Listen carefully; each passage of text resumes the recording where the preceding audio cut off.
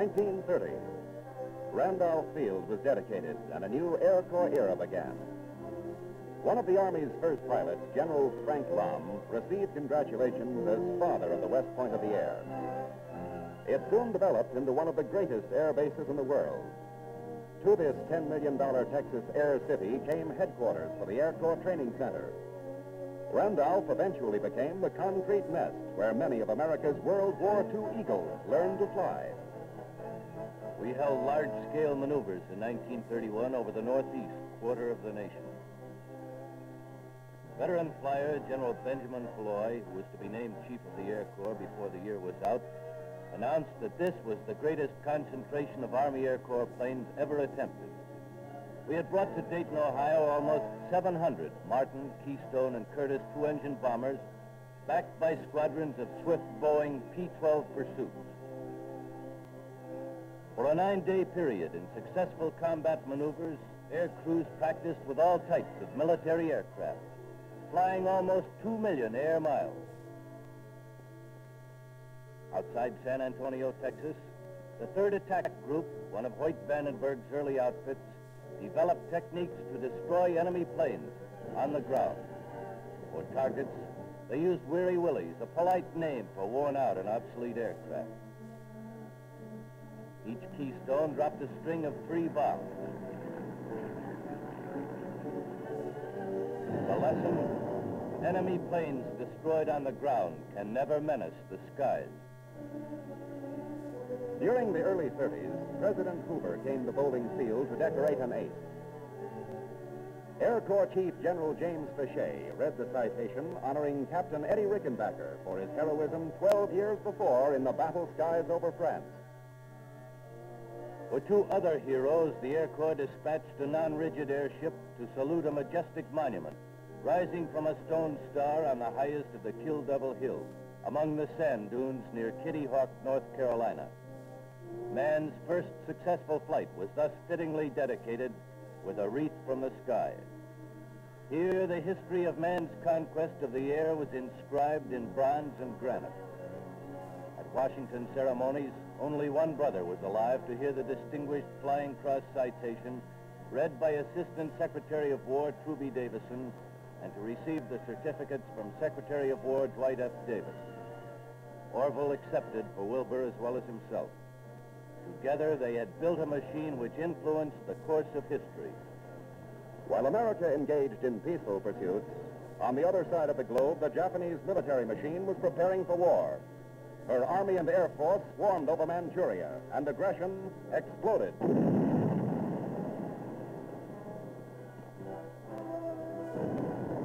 Japanese airplanes and ground troops in the fall of 1931 began an unwarranted attack on Manchuria, the beginning of world conflict. In the States, we agents of the Indian Bureau had asked the War Department to help us get food to the snowbound Navajo tribes in Arizona. The 11th Bomb Squad came to us from March Field.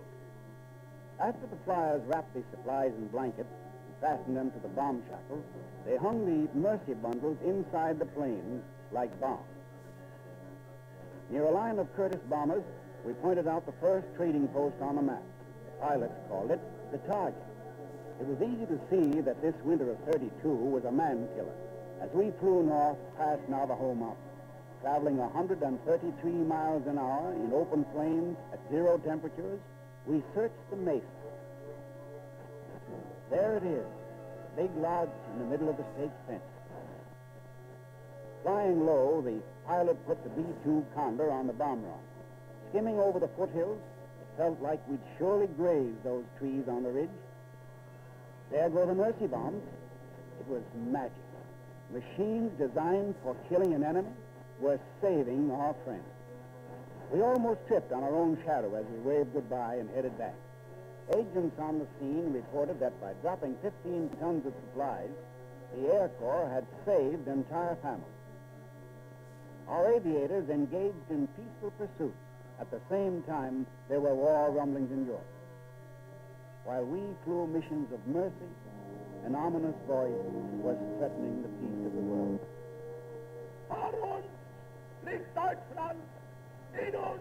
Marschiert Deutschland und hinter uns kommt Deutschland! Many of us in America had made the mistake of laughing at that outfit. From 1933 on, his leaders made their party day in the city of Nuremberg a tremendous spectacle. The Nazis had finally come into power. These very same kids were to face Allied armies, navies, and air forces only a short time later. Within 6 years, as Germany's Wehrmacht and Luftwaffe, they threatened the freedom of all the world.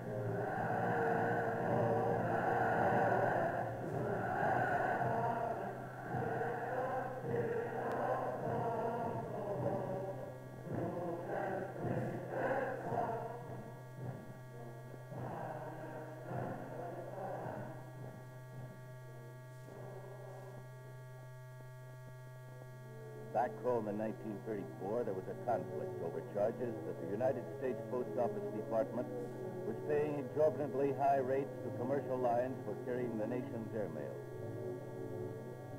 Contracts were canceled, and by presidential direction, Postmaster General James A. Farley signed the order turning the job over to the Army Air Corps, which had pioneered flying the mail.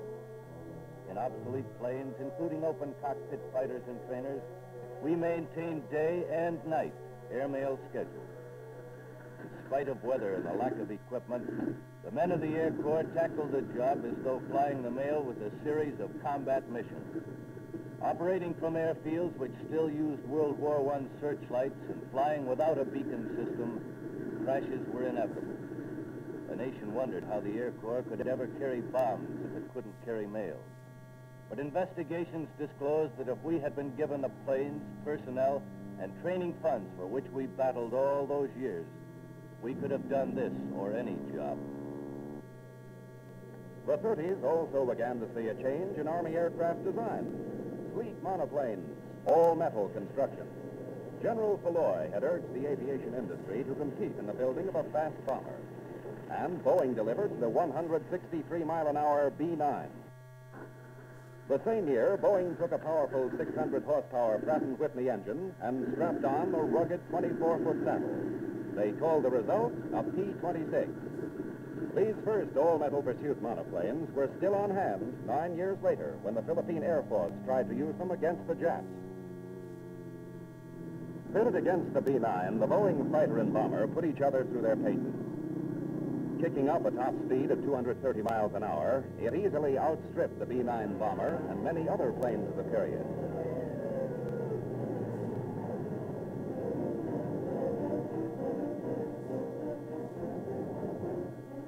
Another entry in the bomber competition was Martin's early version of the B-10, also a twin-engine, all-metal monoplane. It had a waist gun, a nose gun, and an efficient bomb bay, which could close on a 2,000-pound argument. This armament, plus a 1,300-mile range, made it the most powerful bomber of the time, while its speed of 207 miles an hour made it the fastest in the world. An excellent trial for the new B-10s came in 1934, when Lieutenant Colonel Hap Arnold and Majors Hugh Nur and Ralph Royce led 27 officers and men on a long-range test flight. Takeoff, Washington, D.C. Destination, Fairbanks, Alaska.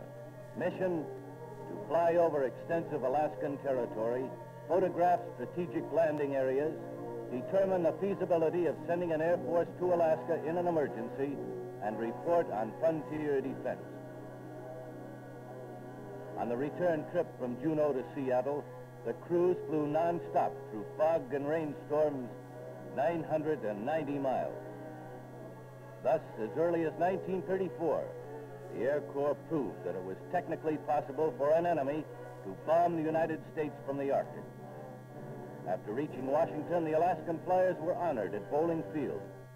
Later, in new trials, the Army Air Corps set out to prove that B-10s could operate under extreme Arctic conditions.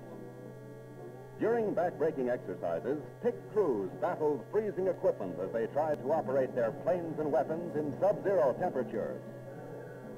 Lessons learned in these cold weather tests proved invaluable 7 years later when Japan reached for the United States via Alaska.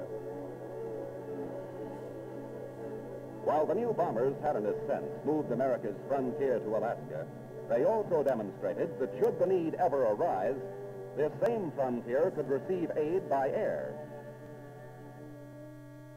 At West Point, where the Army's future officers were schooled, the only flight training for cadets up to June 1935 was the time they put in flying over the hurdles during cavalry maneuvers.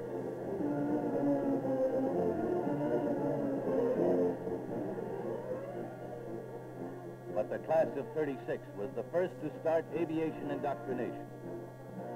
To Mitchell Field, New York, came 279 cadets in 3 separate groups, under command of Air Training Officer Major Omar N. Bradley. Each group prepared to stay a week to get 20 hours of flying, along with extensive ground courses from Army and Air Corps experts like Air Officer Lieutenant Colonel Walter H. Frank. In this first detachment were future Colonels Richard Carmichael, Clinton True, Gordon Austin, and Benjamin Davis, among others. They studied aircraft familiarization, gunnery, and engines. Before long, orders of the day called the names for the first flight. Down the line went the cadets, trailing their waltzing Matildas. Engines were warming up as the cadets climbed aboard, bucking the slipstream. Pilots took the controls, and the line of obsolescent LB-6 bombers taxied off the hard stand.